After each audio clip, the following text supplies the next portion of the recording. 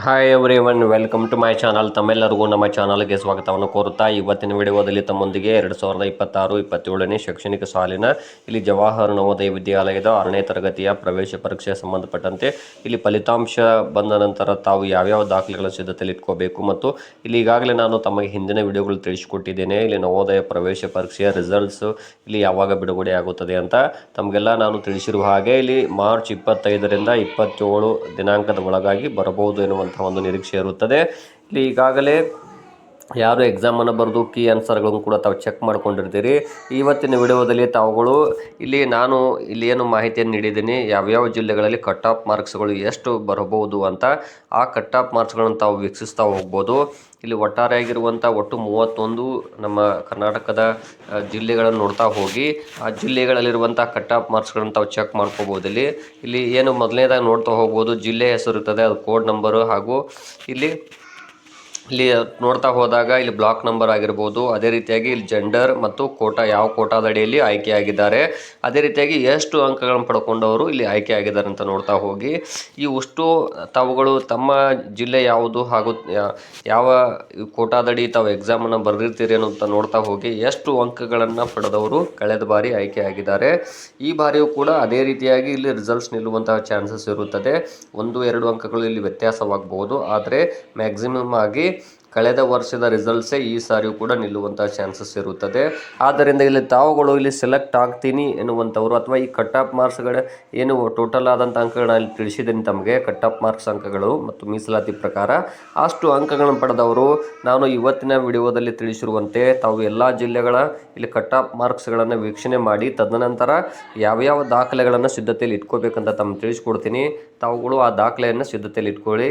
ಯಾಕಂದರೆ ಇಲ್ಲಿ exam results ಬಿಡುಗಡೆ ಆದ ಕೂಡಲೇ ಅವರು ತಮಗೆ ದಾಖಲೆಗಳನ್ನು ಇಲ್ಲಿ ಸಿದ್ಧತೆಯಲ್ಲಿ ಇಟ್ಕೊಳ್ಳೋಕ್ಕೆ ತಿಳಿಸ್ತಾರೆ. ಅಥವಾ ನಾವು ಕೂಡ ನಮ್ಮ ಯೂಟ್ಯೂಬ್ ಚಾನಲಲ್ಲಿ ಈ ಮಾಹಿತಿಯನ್ನು ತಮ್ಮೊಂದಿಗೆ ಹಂಚ್ಕೊಳ್ತೀನಿ. ಅದಕ್ಕೂ ಪೂರ್ವದಲ್ಲಿ ತಾವು ತಮ್ಮ ಇಲ್ಲಿ ದಾಖಲೆಗಳು ಇದಾವ ಇಲ್ವಾ ಅನ್ನೋದನ್ನು ಒಂದು ಸಾರಿ ಚೆಕ್ ಮಾಡ್ಕೊಳ್ಳಿ. ಇಲ್ಲದೇ ಇದ್ದರೆ ತಕ್ಷಣವೇ ಇವತ್ತಿನ ವಿಡಿಯೋದಲ್ಲಿರುವಂಥ ಎಲ್ಲ ಮಾಹಿತಿಯನ್ನು ನೋಡಿಕೊಂಡು ತಾವುಗಳು ಆ ದಾಖಲೆಯನ್ನು ಸಿದ್ಧತೆಯಲ್ಲಿ ಇಟ್ಕೊಳ್ಳಿ ಅಂತ ತಿಳಿಸ್ತಾ ಇದ್ದೀನಿ. ಯಾಕೆಂದರೆ ಇಲ್ಲಿ ದಾಖಲೆಗಳ ಇಲ್ಲಿ ಪರಿಶೀಲನೆ ವೇಳೆ, ಡಾಕ್ಯುಮೆಂಟ್ ವೆರಿಫಿಕೇಷನ್ ವೇಳೆ ಈ ದಾಖಲೆಗಳನ್ನು ಸಲ್ಲಿಸದೇ ಇದ್ದಲ್ಲಿ ತಮ್ಮ ಇಲ್ಲಿ ಸೆಲೆಕ್ಷನ್ ರದ್ದಾಗುವ ಚಾನ್ಸಸ್ ಇರುತ್ತದೆ. ಆದ್ದರಿಂದ ತಾವುಗಳು ಇವತ್ತಿನ ವಿಡಿಯೋವನ್ನು ಮಿಸ್ ಮಾಡದೆ ನೋಡಿ ಮತ್ತು ಸಾಕಷ್ಟು ಜನರಿಗೆ ಉಪಯುಕ್ತವಾಗುವಂತೆ ಇದ್ದರೆ ಅವರಿಗೆ ಶೇರ್ ಮಾಡಿ ಮತ್ತು ನಮ್ಮ ಚಾನಲನ್ನು ಸಬ್ಸ್ಕ್ರೈಬ್ ಆಗಿಲ್ಲ ಅನ್ನೋರು ಸಬ್ಸ್ಕ್ರೈಬ್ ಆಗಿರಿ ಅಂತ ತಿಳಿಸ್ತಾ ಇದ್ದೀನಿ. ಇಲ್ಲಿ ಮೊದಲನೇದಾಗಿ proof of date of birth. ಇಲ್ಲಿ ಒಂದೇದು ಏನಪ್ಪ ಅಂದರೆ ತಾವುಗಳು ಇಲ್ಲಿ ಜನನ ಪ್ರಮಾಣ ಪತ್ರವನ್ನು ತಾವು ಕಡ್ಡಾಯವಾಗಿ ಪಡೆದುಕೊಳ್ಬೇಕು. ಇದು ಪ್ರಮುಖವಾದಂತಹ ಅಂಶ. Date of birth certificate is ಇಲ್ಲಿ ಮೋಸ್ಟ್ ಇಂಪಾರ್ಟೆಂಟ್ ಅಂತ ಹೇಳ್ತಾ ಇದ್ದೀನಿ. ಎರಡನೇದಾಗಿ passing certificate of class 6th from the district concern. ನೀವು ಯಾವ ಶಾಲೆಯಲ್ಲಿ 5ನೇ ತರಗತಿ ಕಲಿತಾ ಇದ್ರಿ, ಇಲ್ಲಿ ಎಕ್ಸಾಮ್ ಬರೆದ ನಂತರ ರಿಸಲ್ಟ್ ಕೊಡ್ತಾರಲ್ಲ ಅವಾಗ ಪಾಸಿಂಗ್ ಸರ್ಟಿಫಿಕೇಟ್ ಅಥವಾ 5ನೇ ತರಗತಿ ಮಾರ್ಕ್ಸ್ ಕಾರ್ಡನ್ನು ಪಡೆದುಕೊಳ್ಬೇಕು. ಇನ್ನು ಮೂರನೇದಾಗಿ for candidate seeking admission under rural quota. ಇಲ್ಲಿ ತಾವುಗಳು ಏನು ಮಾಡಬೇಕು, ಇಲ್ಲಿ ಗ್ರಾಮೀಣ ಅಭ್ಯರ್ಥಿ ಪ್ರಮಾಣ ಪತ್ರವನ್ನು ಪಡೆದುಕೊಳ್ಬೇಕು. ತಾವೀಗ ಗ್ರಾಮೀಣ ಅಭ್ಯರ್ಥಿ ಏನು ಮೀಸಲಾತಿ ಅಡಿಯಲ್ಲಿ ಅರ್ಜಿ ಸಲ್ಲಿಸಿರ್ತೀರಿ, ತಾವುಗಳು ಇಲ್ಲಿ 3ನೇ ತರಗತಿ 4 ಹಾಗೂ 5ನೇ ತರಗತಿಯನ್ನು ಗ್ರಾಮೀಣ ಭಾಗದ ಶಾಲೆಯಲ್ಲಿ ಕಲ್ತಿದ್ದೀವಿ ಅನ್ನುವಂಥ ಒಂದು ಗ್ರಾಮೀಣ ಅಭ್ಯರ್ಥಿ ಪ್ರಮಾಣ ಪತ್ರ ಪಡೆದುಕೊಳ್ಬೇಕು. ಇದಕ್ಕೆ ಸಂಬಂಧಪಟ್ಟಂಗೆ ಇವತ್ತಿನ ವಿಡಿಯೋದಲ್ಲಿ ತಾವು ಯಾವ ಫಾರ್ಮೆಟ್ ಬೇಕು ಅನ್ನೋದು ತಿಳಿಸ್ಕೊಡ್ತೀನಿ. ಅದನ್ನು ತಾವು ಡೌನ್ಲೋಡ್ ಮಾಡ್ಕೊಳ್ಬೋದು ಇಲ್ಲಿ ನವೋದಯ ವೆಬ್ಸೈಟಲ್ಲಿ, ಅಥವಾ ಇವನ್ನ ತಾವುಗಳು ಇದೇ ರೀತಿ ಫಾರ್ಮೆಟನ್ನು ಕೂಡ ತಾವು ಟೈಪ್ ಮಾಡಿಸ್ಬೋದು ಅಂತ ತಿಳಿಸ್ತೀನಿ. ಇಲ್ಲಿ ನೋಡ್ಬೋದು ರೆಸಿಡೆನ್ಷಿಯಲ್ ಸರ್ಟಿಫಿಕೇಟ್ ಅಂದರೆ ಇಲ್ಲಿ ವಿಳಾಸ ಪ್ರಮಾಣ ಪತ್ರ ಅಥವಾ ವಾಸಸ್ಥಳ ಪ್ರಮಾಣ ಪತ್ರ. ಇದನ್ನು ತಾವು ತಹಶೀಲ್ದಾರ್ ಕಚೇರಿಯಿಂದ ಪಡೆದುಕೊಳ್ಬೋದು. ಅದರೊಂದಿಗೆ ತಾವುಗಳು ಇಲ್ಲಿ ಆಧಾರ್ ಕಾರ್ಡ್ ಆಗಿರ್ಬೋದು, ರೇಷನ್ ಕಾರ್ಡ್, ಇವೆಲ್ಲವೂ ಕೂಡ ತಾವು ಏನು ನವೋದಯ ಎಕ್ಸಾಮನ್ನು ಬರೆದಿದ್ದೀರಿ ಅದೇ ಜಿಲ್ಲೆಯ ವಿಳಾಸವೇ ಇರಬೇಕು. ಇನ್ನು ತಾವು ಅರ್ಜಿ ಸಲ್ಲಿಸುವ ಸಂದರ್ಭದಲ್ಲಿ ಇರುವಂತಹ ಜಿಲ್ಲೆಯ ವಿಳಾಸವೇ ಈಗಲೂ ಕೂಡ ಇರಬೇಕು, ಯಾವುದೂ ಕೂಡ ಬದಲಾವಣೆ ಆಗಿರಬಾರ್ದು. ಅದರೊಂದಿಗೆ ಇಲ್ಲಿ ಆಧಾರ್ ಕಾರ್ಡ್ ನೋಡ್ರಿ, ಆಧಾರ್ ಕಾರ್ಡ್ ಮಾತ್ರ ಕಂಪಲ್ಸರಿ ಅಂತ ಹೇಳಿದ್ದಾರೆ. ತಾವು ಅರ್ಜಿ ಸಲ್ಲಿಸುವಾಗ ಇದ್ದಂಥ ವಿಳಾಸ ಇದೇ ಜಿಲ್ಲೆಯದಿರಬೇಕು. ಅದರೊಂದಿಗೆ ಆಧಾರ್ ಕಾರ್ಡ್ನಲ್ಲಿ ಕೂಡ ಅದೇ ವಿಳಾಸ ಇರಬೇಕು.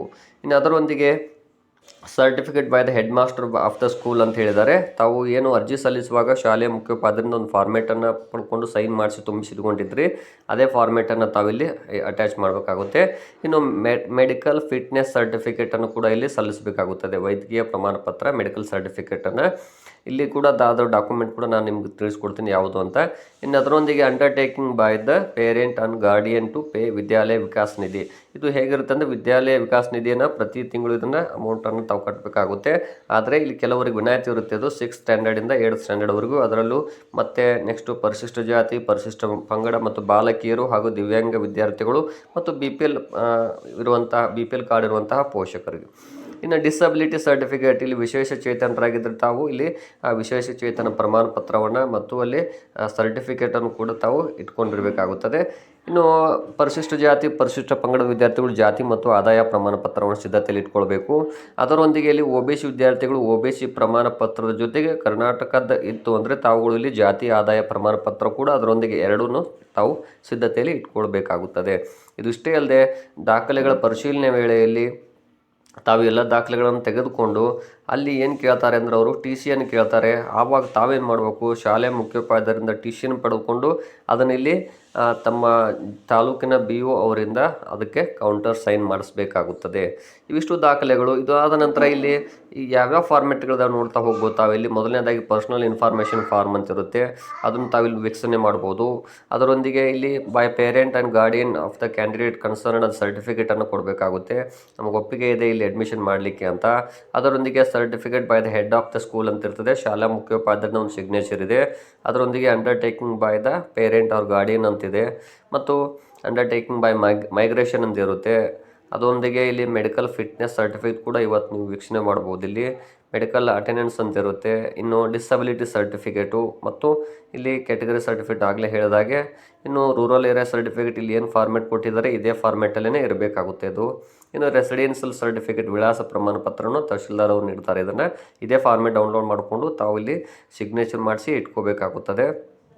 ಇನ್ನು ಅದರೊಂದಿಗೆ ಇಲ್ಲಿ ತಹಶೀಲ್ದಾರ್ ಅವರು ಇನ್ನೊಂದು ಫಾರ್ಮೆಟನ್ನು ಕೊಡ್ತಾರೆ. ಏನು ಅಂದರೆ ಇಲ್ಲಿ under the signature of the tahsildar parents child selected for admission class 6 in JNV through JNVST ಅಂತ ಇರ್ತದೆ.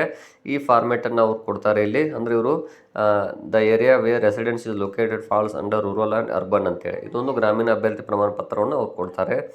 ನೆಕ್ಸ್ಟು ಇಲ್ಲಿ OBC ಪ್ರಮಾಣ ಪತ್ರ, ಇವಿಷ್ಟನ್ನು ತಾವು ಸಿದ್ಧತೆಯಲ್ಲಿ ಇಟ್ಕೊಳ್ಬೇಕು.